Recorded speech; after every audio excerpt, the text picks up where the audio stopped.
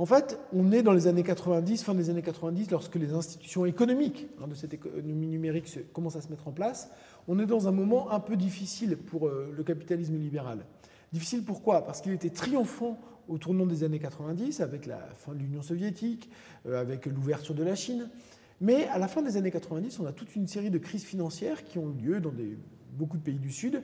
Et puis la transition dans les pays de l'Est a été plus ou moins heureuse, catastrophique dans certains cas. Et donc, il y a eu besoin d'une relégitimation du projet du capitalisme néolibéral. Et c'est dans ce contexte-là que le néolibéralisme se réinvente, non pas comme simplement économie de marché, qu'il s'agirait de libérer, mais comme une économie entrepreneuriale qu'il s'agit d'encourager.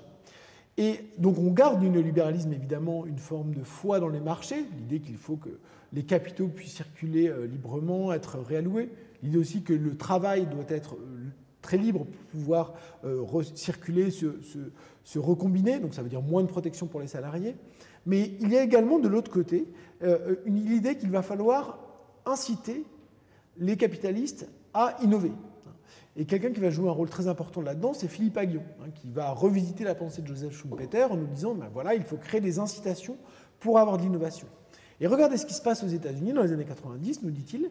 Eh bien, on a bien un moment donné où on a une forme de destruction créatrice importante, c'est-à-dire qu'il y a beaucoup de nouvelles entreprises qui émergent, il y a beaucoup d'entreprises anciennes qui disparaissent, mais cette recombinaison, cette destruction créatrice est adossée à plus d'efficacité, on a plus de productivité, on a de la dynamique, mais elle est aussi adossée à des droits de propriété qui sont stricts.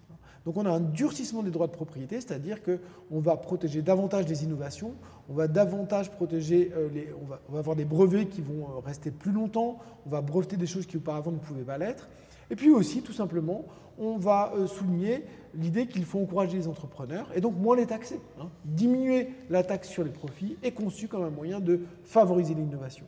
Donc le basculement qui a lieu dans la seconde moitié des années 90, autour de cette idéologie pionnière, c'est finalement protéger les revenus des pionniers pour encourager l'innovation.